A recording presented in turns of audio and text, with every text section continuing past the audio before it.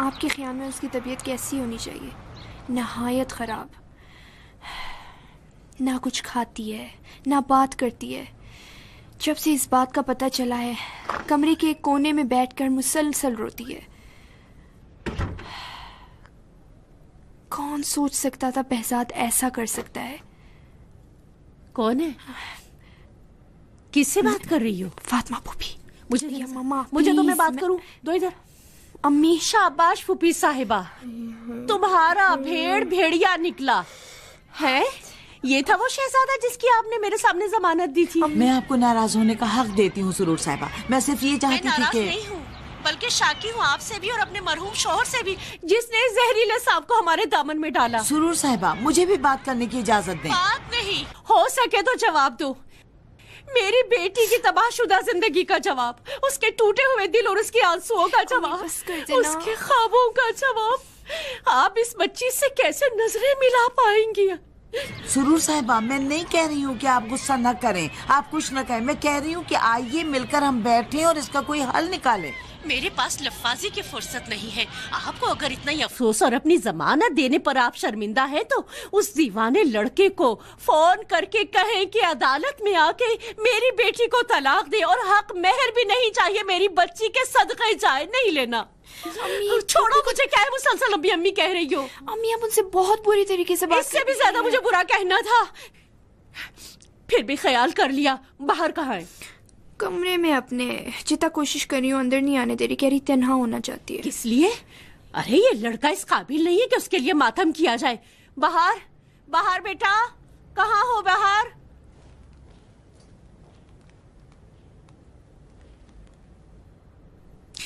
फूफो जान माफ करना, अम्मी आजकल बहुत परेशान है। बाहर बाहर बेटा,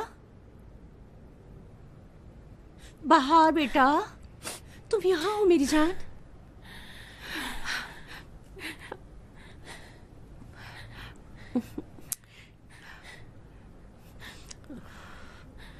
कुछ खाने को लाऊं? नहीं है? मैं सदके जाऊं? हाथ क्यों ठंडे हो रहे हैं तुम्हारे? कल रात से तुमने कुछ नहीं खाया, ब्लड प्रेशर डाउन हो जाएगा। उठो बेटा, नीचे चलो, कुछ खा लो बेटा मेरी जान। नहीं अम्मी प्लीज, मुझे तन्हा रहने दे। क्या मतलब कि अकेले रहने दो? कमरे में इस तरह से गम लगा के किस लिए बैठी हो? वो 420 लड़का इस काबिल नहीं है कि उसके लिए अश्क बहाया जाए।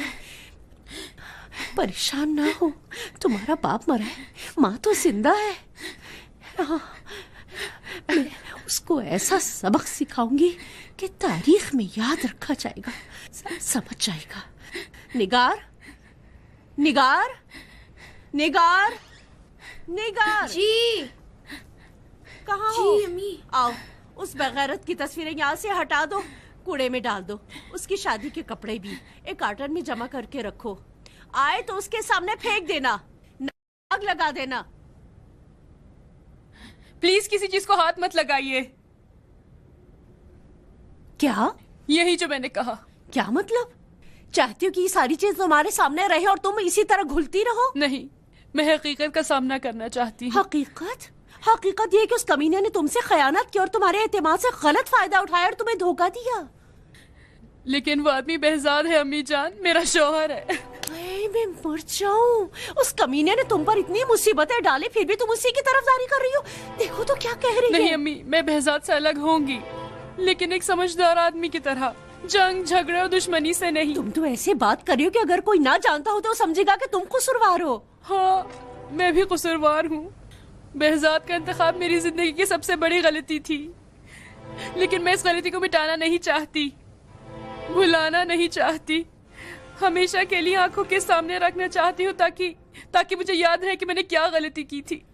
इस तरह से तो तुम खुद को अजाब दोगी।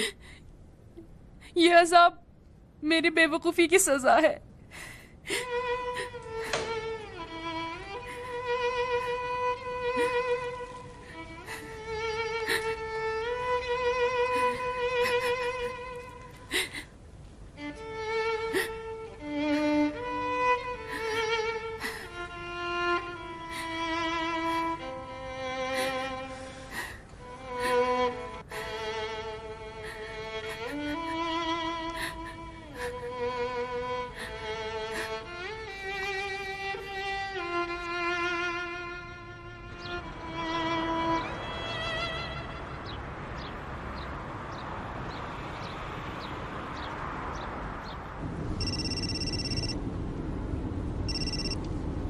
क्या मनुचेर?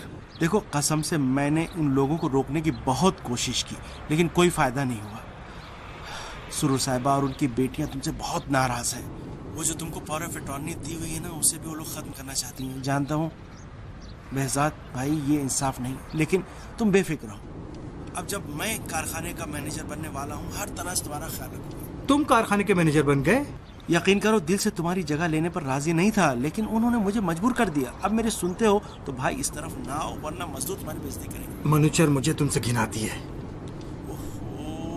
बताते बताते मुंह में छाले पड़ गए कि तुम मेरे बारे में गलत सोच रहे हो। मेरे भाई, जिंदगी इसी का नाम। एक दिन इंसान अर्श पर होता है, एक दिन फर्श पर। बस सिर्फ तुम ये मेहरबानी करो कि जल्द से जल्द सेफ की चाबियां मेरे हवाले करो, क्योंकि तुम अच्छी तरह जानते हो कि इसके बाद चाबियों का तुम्हारे पास रहना जुर्म है। मतलब मैंने जो इस मनहूस कारखाने के लिए इतनी जहमतें की हैं, वो सब भाड़ में गई और मेरा इस पर कोई भी हक नहीं है? गधे की तरह काम करो और नतीजा कुछ भी नहीं। तुमने हर महीने अपने काम की तनख्वाह ली है और अपने वालिद की मीरास का हिस्सा भी पूरे का पूरा ले चुके हो। बाकी तो कोई हक नहीं रहता और ना हिसाब किताब बचता है। ठीक है मनुचेर साहब, सिर्फ इतना याद रखना कि केले का ये छिलका एक दिन तुम्हारे पाँव के नीचे भी आएगा। खुदा के बंदे, अगर मैं इस ओहदे को कबूल न करता तो दुश्मनों के हाथ लग जाता, परायों के पास चला जाता। क्या ये बेहतर होता कि कोई अजनबी शख्स आके मैनेजर बन जाता? क्या तुम समझते हो कि मुझे इस ओहदे की इतनी भूख है? सलाम इंजीनियर साहब। अस्सलाम वालेकुम। खोटा माल अपने ही मालिक के पास पहुंचता है। सलाम वालेकुम सलाम। ठीक है मनुचेर साहब, सिर्फ अपने नए बॉस से कहो कि इसके बाद हमारे दरमियान सब कुछ बदल जाएगा। सुन लिया? ठीक है, कह दूंगा। बस तुम एक काम करो कि वो चाबियां मुझे भिजवा देना जरूर। ठीक है, सेफ की चाबियां भी ले आऊंगा। सिर्फ मेरी एक नसीहत सुन लो मनुचेर, चालाक आदमी का हमेशा एक पाँव पीछे होता है, तो अपना खूब ख्याल रखना। एहतियात से जाना और एहतियात से आना। अगर मैंने जबान खोली और कहा कि ये तुम थे जिसने मुझे शादी को जाहिर न करने के लिए कहा था, तो उस वक्त तुम्हें भी लात मारकर कारखाने से बाहर निकाल देंगे। इंजीनियर साहब, सलाम अलैकुम।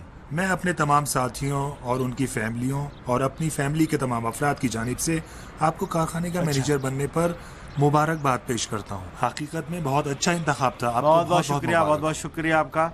इंजीनियर साहब, एक मसला है, हमने 3 महीने से अपनी तनख्वाहें नहीं ली हैं। भाई, आप तो अच्छी तरह जानते हैं कि मैंने अभी ये ओहदा संभाला है। जी। आप मुझे एक दफा उस मेज के पीछे बैठकर देखने तो दें कि साबिक मैनेजर ने क्या किया है, क्या नहीं किया है, क्या हुआ, क्या कम है, क्या ज्यादा है। 6 महीने में संभाल कर दूंगा। इस वक्त मैं जनाब अफीफियान साहब से बात करना चाहता हूँ कि वो रशीदियान से बात करें, फोन करके इस मसले को हल करें। मजदूरों को भी इकट्ठा करके उनसे बात करूंगा।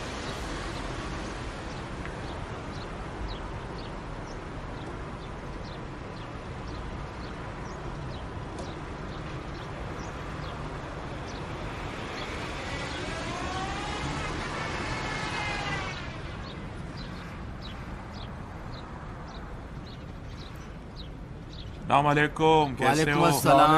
कैसे जनाब? ठीक-ठाक हैं? खुदा का शुक्र है, मैं हूँ मैसम नशई। कैसे हो मैसम? मैं भी खुदा का शुक्र अदा करता हूँ। पिछले 24 घंटे में नशा न करने पर खुदा का शुक्र अदा करता हूँ। आज खुदा ने मेरा हाथ थामा इस प्यार और मोहब्बत के हल्के में, ताकि मैं भी आपके दरमियान नशे से छुटकारा हासिल करूँ और अच्छी जिंदगी गुजारूँ। खुदा का शुक्र है कि मैं नशे के गंज से निकल कर आया हूँ। अब मैं अपने माँ बाप को नुकसान नहीं पहुँचाऊंगा और दर बदर फिर कर नशा नहीं करूँगा। मैं सदके दिल से खुदा का शुक्र अदा करता हूँ। यहाँ प्यार है, मोहब्बत है, यहाँ पर सबके दर्द तकसीम होते हैं। माशाअल्लाह। अस्सलाम वालेकुम, मैं अर्जंग हूँ, एक नशेड़ी। खुदा का शुक्र अदा करता हूँ कि पिछले 24 घंटे में मैंने कोई नशा नहीं किया। दोस्तों, याद रखना, हम एक ऐसी खतरनाक बीमारी में मुब्तला थे और उसका अंजाम या अस्पताल था या पागल खाना या मौत। खुदा का शुक्र अदा करता हूँ कि उसने हम में ये इरादा पैदा किया कि एक दफा फिर इकट्ठा हो। मेरी बातें सुनने का शुक्रिया। एहतियात खास के बरखानत रीशे माँ, गाफिल अजीम बूद के खुदास दर अंदीशे माँ। दोस्तों, मैं भी तुम्हारी तरह नशे का आदी था। जब पीछे मुड़कर अपने तल्ख अय्याम पर नजर डालता हूँ तो देखता हूँ कि नशे के ज़माने में मेरी ज़िंदगी में कोई उम्मीद नहीं थी। हर दिन पिछले दिन से बदतर था, हर रोज़ मौत की आरजू करता था। लेकिन जब से यहाँ आया हूँ और नशा छोड़ा है और सेहतमंदी की तरफ हरकत की है, हर रोज़ ज़िंदगी में एक नई उम्मीद का इजाफा होता है। इतना खुश हूँ कि जी चाहता है दुनिया के तमाम नशे के आदी अफराद इस क्लिनिक में आकर नशे से निजात हासिल करें। जी चाहता है नशे में मुब्तला हर फर्द की मदद करूँ। खुदा से दुआ करता हूँ कि मुझे इस रास्ते में साबित कदम रखे। आप लोगों का बहुत बहुत शुक्र। माशाअल्लाह। असल में मेरी बहन की तबीयत बिल्कुल ठीक नहीं है। जब से मालूम हुआ है कि उसने अपनी उम्मीदों का काशाना बहजाद के झूठ पर बनाया था, मुसलसल अजाब में है। अब उन्होंने क्या फैसला किया है? जुदाई, वो भी एक भरपूर झगड़े और एक बेअसर इनकार के बाद। मेरी बेचारी बहन ऐसे इंसान से हारी कि जिसे वो जिंदगी की सबसे बड़ी जीत समझती थी। मुझे वाकई में अफसोस है। अगर मैं जानता कि ये मामला इतना बढ़ जाएगा तो मैं किसी से कभी कुछ न कहता। नहीं, आपका कसूर नहीं है। बहरहाल जल्द या बदेर ये राज फाश होना था। हाँ, बेहतर है कि जल्दी फाश हो गया। माफ कीजिए, मैं आपसे पूछ सकती हूँ कि आप यहाँ पे क्या करते हैं? असल में किसी ज़माने में मैं भी उन अफराद में से था, लेकिन जब से मैंने नशा छोड़ा है तो 1-2 हफ्ते में आ करके यहाँ पर दूसरों की मदद करता हूँ। मुझे यकीन नहीं आता कि आप किसी ज़माने में नशे थे। था, लेकिन अब कभी भी नशा नहीं करूँगा। अच्छी बात है, मुबारकबाद देती हूँ मैं। शुक्रिया। अच्छा, तो फिर आपसे इजाज़त चाहता हूँ। कोई बात नहीं। खुदा हाफिज। खुदा हाफिज।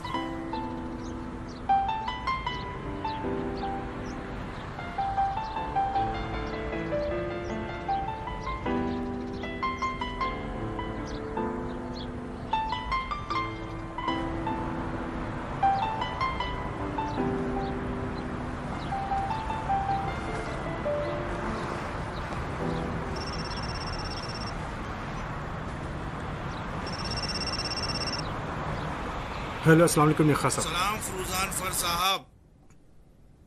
माफ कीजिएगा, मुझे देर हो गई। फोन करके पूछना चाहता था कि जिस काम के बारे में बात की थी उसका क्या हुआ। निखा साहब, मैंने तो पहले ही अर्ज कर दिया था कि वो काम मुझसे नहीं हो पाएगा। गलत ना समझिएगा बहजाद साहब, मैं तुम्हारे काम के बारे में पूछ रहा हूँ, अपनी तजवीज के बारे में नहीं। मेरा काम? तुम्हारा ध्यान कहाँ है? लगता है जहन बहुत परेशान है। मैं आपके लोन के बारे में बात कर रहा हूँ। अच्छा, हाँ हाँ, माफ करना, मेरा ध्यान कहीं और था। असल में आजकल जो साजबाज हो रहे हैं उसकी वजह से कोई भी बड़ा और लॉन्ग टर्म लोन देने का रिस्क नहीं लेना चाहता, लेकिन जैसे तैसे हो सका अपने एक दोस्त के जरिए एक बाएतमाद फर्द को ढूंढ लिया है जो हमारे मसले को हल कर सकता है।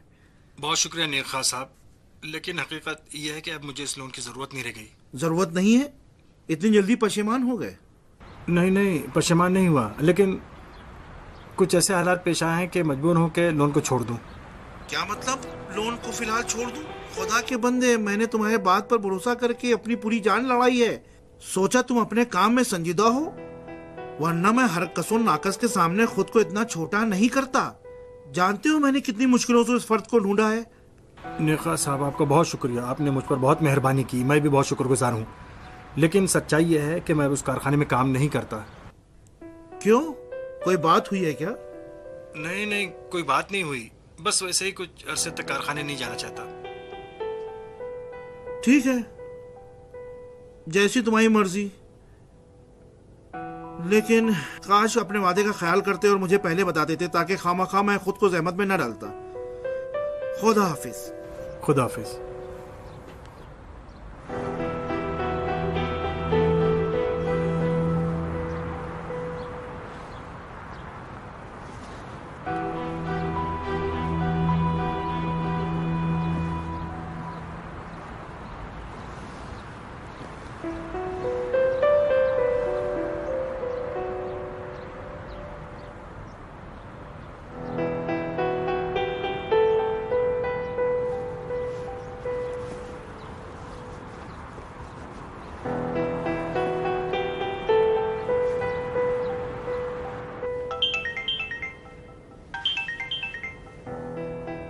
जी बताएं। हेलो नेखा साहब, माफ कीजिएगा जो डिस्टर्ब किया। कहना चाहता हूँ कि अगर आप चाहें तो एक मुलाकात और कर लेते हैं। ठीक है, दफ्तर का एड्रेस SMS कर दूंगा।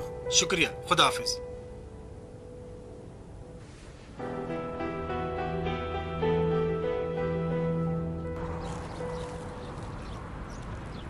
आओ मलिहा बहन। बहुत शुक्रिया, ये लीजिए। माफ कीजिए जो चंद दिन लेट होगी। आपका शुक्रिया, कोई बहुत बात नहीं। मेहरबानी। पर आपने कहा था कि आप मेरे लिए कुछ नए ऑर्डर ले आएंगी। हाँ, हुमा बहन, मैं शर्मिंदा तुम्हारे दुश्मन शर्मिंदा हो। मेरा कसूर नहीं है। ये नुसरती साहिबा है जो बुटीक की काम अंजाम देती है। हाँ मुझे याद है। बेचारी को अपनी माँ की बीमारी की वजह से मजबूरन अपनी शहर लुटना पड़ा। ओ बेचारी। इसलिए महीने के आखिर तक बुटीक को खाली करना चाहती है। मैं भी मजबूरन कोई नया ऑर्डर नहीं ले सकती जब तक कि बुटीक किसी और के हवाले ना करूं। बहुत खूब। मेरा मतलब ये है कि इसके लिए किसी को मद्देनजर रखा है क्या? नहीं। क्यों? कुछ नहीं, सोच रही थी अगर कीमत मुनासिब हो और तुम भी राजी हो तो मैं उसे किराए पे ले लूं। सच? हाँ। ये तो बहुत अच्छा है। तुमसे बेहतर कौन हो सकता है? तुम्हें और तुम्हारे काम को तो कई साल से जानती हूँ। ठीक है, बुटीक तुम्हारे हवाले। एडवांस रकम और किराए की भी बिल्कुल फिक्र नहीं करो। नहीं, मैं आपको नुकसान देने पर राजी नहीं हूँ। अगर कीमत मुनासिब हुई और मैं दे सकती थी तो किराए पर ले लूंगी। देखो हुमा बहन, मेरे नजदीक तुम्हारे अच्छे काम की कद्र कीमत किराए से ज्यादा है। साफ साफ बताओ, अगर तुम मान गई तो ये मेरे हक में बड़ी मेहरबानी होगी। तुम जैसा अच्छा इंसान मुझे कहाँ मिल सकता है? बहुत शुक्रिया मलिहा बहन, लेकिन वकन नहीं करो, कहो हाँ, और इतनी बार्गिंग भी नहीं करो। ठीक है, लेकिन मुझे जरा अपना हिसाब किताब करने दो। अगर हिसाब सही निकला तो मैं आकर तुम्हें बता दूंगी। ठीक है, कोई बात नहीं, मैं मुंतजर रहूंगी। कोई काम तो नहीं? नहीं। खुदा खुदा।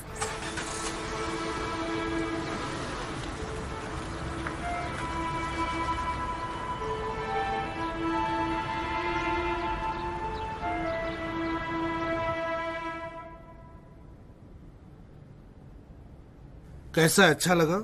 हाँ, अच्छा दफ्तर है, व्यू भी अच्छा है। बड़ा ही डैशिंग और तिजारत के काबिल दफ्तर है। आजकल अगर दफ्तर शानदार ना हो तो लोग तवज्जो ही नहीं देते। एक मिसाल यही अर्गवान है। तुम्हारे ख्याल में वो किस लिए मरहूम डॉक्टर दाऊदी की बीवी बनी? नाराज हो गए? गलत कह रहा हूं? नहीं, असल में चंद दिन पहले उसने मुझे फोन किया था, मुझसे मिलने पर इसरार कर रही थी। किस लिए? कह रही थी कि नीखा तुमसे फ्रॉड करना चाहता है। अलबत्ता ये उसका बहाना था। मुझे भी हकीकत जानने का तजस्सुस हुआ। उसने पहले से प्लान बनाया हुआ था, मुझे मेरी बीवी से सामना कराना चाहती थी। अजीब अजीब, क्या जमाना आ गया है। और तुम्हें भी यकीन आ गया कि मैं तुमसे फ्रॉड करना चाहता हूं, है? अरे नहीं, मुझे सिर्फ हकीकत मालूम करने का तजस्सुस हुआ था। फरूजान फर साहब, मिलकर काम करने की पहली शर्त एतमाद है। हमें अगर एक दूसरे पर एतमाद नहीं होगा तो मिलकर काम नहीं कर सकेंगे, समझे मेरे भाई? मेरा मकसद कुछ और नहीं था, सिर्फ इत्मीनान हासिल करना चाहता था। अब तो तुम उस कारखाने में काम नहीं करते? नहीं। तो लोन किस लिए चाहिए? असल में मैं चाहता हूं कि अगर मुमकिन हो तो प्रिंटिंग वगैरह की मशीन इंपोर्ट करूं। कितना लोन चाहिए? 2-3 बिलियन तो लगेंगे ही। खुदा के बंदे, आजकल तो शादी की गरज से बैंक से 2-3 मिलियन लोन लेने के लिए ढेर सारे चेक और गारंटियों की जरूरत होती है। और तुम जो अब उस कारखाने में काम भी नहीं करते हो, कहीं से वाबस्ता नहीं हो, बगैर किसी क्रेडिट और गारंटी के कैसे लोन मिल सकता है? कारखाने की बेस पर नहीं ले सकता। क्या कारखाने के कागजात तुम्हारे नाम है? नहीं, कागजात तो मेरे नाम नहीं है, लेकिन मेरे पास एक अथॉरिटी लेटर है जिसके जरिए मैं बैंक और दूसरे दफ्तरी काम अंजाम दे सकता हूँ। क्या वर्षा को इल्म है कि तुम लोन लेना चाहते हो? नहीं, उस मसले के बाद हमारे दरमियान शकरंजी हो गई, यानी एक दूसरे से बात नहीं करते। तो फिर भूल जाओ, मैं गैर कानूनी काम नहीं करता। लेकिन ये गैर कानूनी नहीं है, मैं उनका दामाद हूँ, अथॉरिटी लेटर भी है, कर्ज की किस्तें भी मैं वक्त पर अदा करूंगा, किसी को पता भी नहीं चलेगा। जब बैंक कागजात को गारंटी के तौर पर रखेगा तो सबको पता चल जाएगा। नहीं हो सकता। मैं एक अरसे से अपना पुराना रिकॉर्ड साफ करने में लगा हुआ हूं ताकि अपना लाइसेंस दोबारा हासिल कर सकूं। मैं आपके इस बच्चागाना खेल की वजह से दोबारा खतरा मोल नहीं ले सकता। समझ रहे हैं ना मेरी बात? जी, आपको हक पहुंचता है। मैं आपकी सिचुएशन को समझ सकता हूं, लेकिन मुझे उम्मीद थी कि आप मेरी पोजीशन को समझेंगे, लेकिन लगता नहीं होगा। चलता हूं। चंद मिनट तशरीफ रखें। आइए बैठिए फुरजान फर साहब।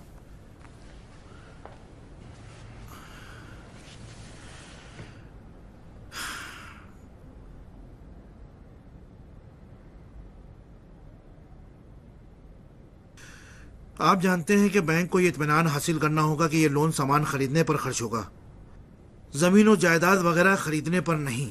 इसीलिए चेक को सामान की रसीद की वसूली के बाद सीधा फरोख्त करने वाले के हाथ में थमाते हैं, खरीदार को नहीं देते। तो मुझे क्या करना होगा? हमें एक ऐसा फर्द ढूंढना होगा जो हमारी तरफ से बैंक को सामान की एक फर्जी रसीद दिखाए और अपना कमीशन ले। अपना कमीशन लेने के बाद बाकी पैसा हमें दे दे। अच्छा, कौन?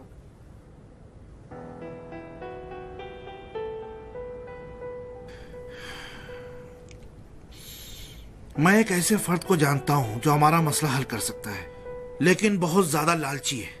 लोन का 20% हिस्सा कमीशन के तौर पर मांगता है। लेकिन आमतौर पर तो 10% लिया जाता है ना? देखें फुरजान फर साहब, हम लोग के बीच कोई तकल्लुफ नहीं है। कोई बिल्ली सिर्फ खुदा की रजा के लिए चूहे नहीं पकड़ती। यानी आप भी अपने लिए 10% लेना चाहते हैं, ठीक है ना? ज्यादा है क्या? तुम्हें एतराज है? मैं बहुत बड़ा खतरा मोल ले रहा हूं। ठीक है, कोई चारा नहीं है। बस ये बताएं कि ये आदमी काबिल एतमाद है? हाँ, वो तो आप मुतमईन रहें। किसी जमाने में मेरा मुवक्किल था, जानता हूं उसे। इतना बाएतमाद है कि हमारे लिए कोई मुश्किल खड़ी नहीं करेगा। बस अगर हम बैंक जाने से पहले उससे एक चेक ले सके तो हमें इत्मीनान रहेगा। तुम्हें एक और काम भी करना होगा। क्या काम? वकालतनामे के अलावा कारखाने के कागजात भी मेरे हवाले कर दो। हम जमानत के बगैर कुछ नहीं कर सकते। कोई मसला तो नहीं है? नहीं, कोई मसला नहीं है। चाय पी लो।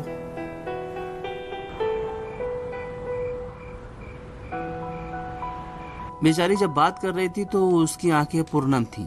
मुझे रहम आया। वो बेचारी भी हमारी तरह उस लड़के के झांसे में आ गई। देखो तो, अब तलाक लेना चाहते हैं या कोई दरमियान में वास्ता बना है और सुलह सफाई कराना चाहता है? नहीं, उसकी बीवी का फैसला तलाक है, वरना कारखाने से बाहर नहीं कर देते उसको। अच्छा है, ऐसी काबिल है। कुछ और तो नहीं कहा? नहीं, बस यही बातें थी। सीना प्लीज इन सीढ़ियों को हाथ नहीं लगाओ, मुझे मरहूम फरीदुन की याद आ जाती है। जानती हो, ये घर मरहूम के बगैर सुना सुना लगता है। और हाँ, उनके बच्चों का क्या हाल है? तुम्हें पूछते हैं? हाँ, उनको मोहब्बत और अखलाक अपने बाप से विरसे में मिली है। हफ्ते में कई दफा फोन करते हैं और अपने पास जाने पर इसरार करते रहते हैं। अच्छे लोग हैं ना, तो तुम उनके पास जाना चाहिए। और इस शर्त के साथ कि मुझे भी ले चलो साथ में। जी जरूर जनाब। ये तो बताओ सीना, तुमने उस लड़की निगाह को इत्तेफाक से क्लिनिक में देखा या नहीं पहले से तय था? नहीं, इत्तेफाक से दूसरे को देखा। तुमसे क्या छुपाना। मैं नहीं चाहता कि वो ये समझे कि ये सब इंतकाम के लिए एक प्लान था। अच्छा, तुम कब से इतने रहम दिल बन गए हो? तुम मुझसे भी ज्यादा गर्म थे। भूल गए हो क्यों उन्होंने हमारे साथ क्या किया है? इत्तेफाक से भूला नहीं हूं, लेकिन इस मसले का निगाह से क्या ताल्लुक? तो यूं कहो ना, कहीं उससे दिल तो नहीं दे बैठे हो? पता नहीं आप लोग क्यों, जब दो अफराद एक दूसरे से बात करते हैं और एक दो दफा मुलाकात कर लेते हैं तो उनके लिए आप इंडियन फिल्मों को किस्सा तैयार कर लेते हैं। ऐसा नहीं है। जो कि उनके बाप को अटैक हुआ और मर गए, मैं खुद तो कसूरवार समझता हूँ। 100 दफा उससे कह चुका हूँ मैं ये बात। नहीं सीना साहब, ये सब बहाना है। तुम डर गए हो, पीछे हट रहे हो। हल उठाओ। इसलिए हट रहा हूँ कि मुझे कोई सहारा नजर नहीं आता। पता नहीं ये खेल कब तक जारी रहेगा और तुम्हारा दिल ठंडा होने वाला है कि नहीं है। कितने इंसान इसकी भेंट चढ़ेंगे मुझे पता नहीं। देखो तो, साफ लग रहा है ये तुम्हारी बातें नहीं है, हुमा ने सिखाई है। बकवास क्यों कर रही हो? हुमा से क्या ताल्लुक? ठीक है, मैं बकवास कर रही हूँ। तुम्हें और तुम्हारे दोस्तों को भी तो एल्बम के लिए पैसे नहीं चाहिए ना? नहीं नहीं चाहिए। इतना टाल मटोल कर रही थी और आजकल कर रही थी और मुझसे अपने काम लेती जा रही थी, मैं परेशान हो गया हूँ। अगर हुमा में इतनी हिम्मत है कि खुद जाके बुटीक खोले और अपना खर्चा चलाए, मैं और मेरे दोस्तों ने तुम्हारी मदद के बगैर एल्बम निकालवाने का फैसला कर लिया है। हुमा ने क्या किया है? बुटीक खोला है? नहीं, अभी खोला नहीं, लेकिन खोलना चाहती है। किन पैसों से? उसका सरमाया तो मुझे देना था। कोई जरूरत नहीं है, वो लोन ले रही है। हमें तुम्हारे मस्जिद एहसान और पैसे की जरूरत नहीं है। जितना जलील करना था कर लिया तुमने, अब तुम्हारा और हमारा रास्ता अलग अलग है। ख्याल रखना अपना। सीना, बच्चे ना बनो, जिद नहीं करो। आओ अपना चेक ले लो। अर्गवान, मैं अब वो पुराना नशेड़ी सीना नहीं रह गया हूँ जो पैसे लेकर तुम्हारी हर बात मान लूं। तुम्हारा पैसा तुम्हें मुबारक हो। कौन सी मिन्नत? ये फरीदून की वसीयत है। पहले इसलिए नहीं दिया कि मैं डरती थी कि तुम कहीं से जाया ना कर दो। ये लो, बस सही जगह लगाना।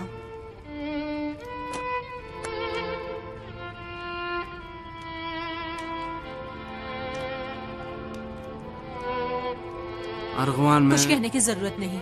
मुझे भी तुमसे हुमा से कोई काम नहीं। जाते हुए दरवाजा बंद कर दो। ये लो गाड़ी की चाबियां। मुझे जरूरत नहीं, ले जाओ। सदक़े की रोटी का जायका तल्ख होता है, मुझे रास नहीं आता। खुदा हाफिज।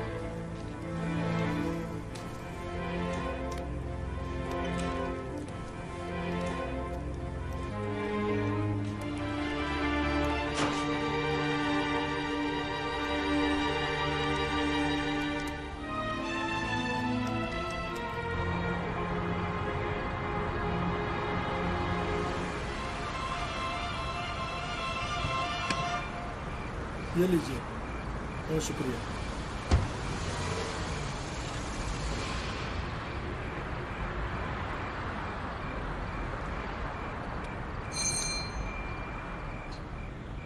वाह वाह, अस्सलाम वालेकुम इंजीनियर साहब। अस्सलाम वालेकुम रहमत चाचा, शब बखैर। खैरियत तो है इंशाल्लाह। इस वक्त यहाँ क्या कर रहे हैं? सामान भूल गया हूँ, लेने के लिए आया हूँ। दरवाजा खोलो। इंजीनियर साहब, मैं शर्मिंदा हूँ, लेकिन मरहूम हिसाम की बेगम ने हुक्म दिया है कि आपको अंदर आने ना दिया जाए। देखो चचा जी, तुम्हारी उम्र भी मुझसे ज्यादा है और तजर्बा भी काफी ज्यादा है। मैं ताबेदार हूँ। तो अपने आप को इस घरेलू झगड़े में न फंसाओ। अगर कल हम लोगों ने सुलह कर ली और मैं दोबारा कारखाने का मैनेजर बन गया, उस वक्त आप पर ही अपने दिल के भड़ास निकालूंगा। दरवाजा खोलें। बहुत बहुत शुक्रिया आपका, बड़ी सही बात की आपने। मैं सदके जाऊँ आपके, बात यही है। देखिए जनाब, हमेशा ऊपर वाले झगड़ा करते हैं और नीचे वाले दरमियान में पिसते हैं। अरे मुझे इन बातों से क्या। आइए अंदर आइए, जो होगा सो होगा। आइए अंदर आइए। शुक्रिया।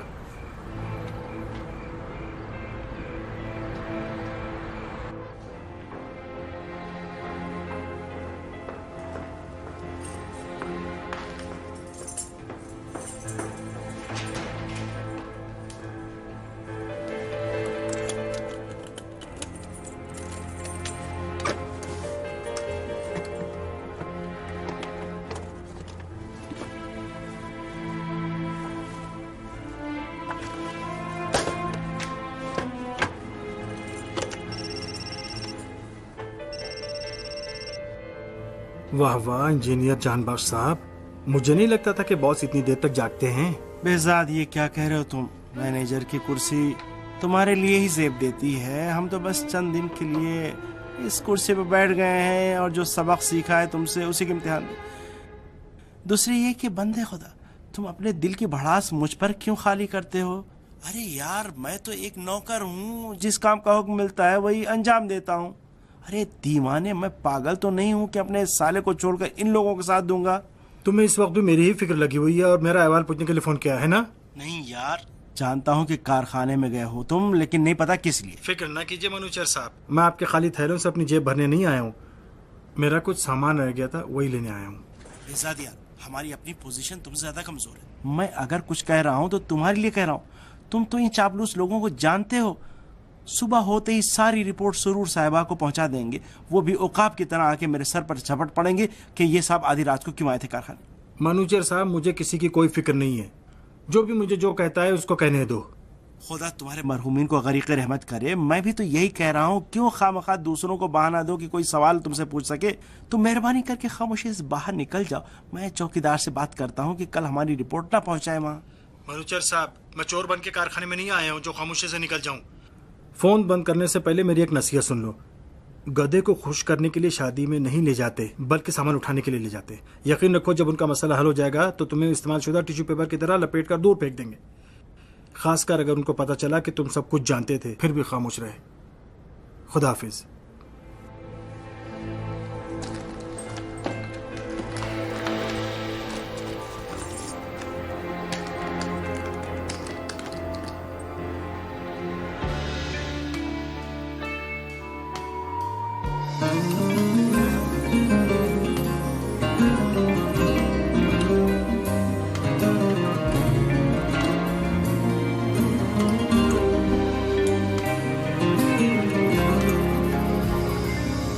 کدوم خستن، کدوم جنون، کدوم عشق.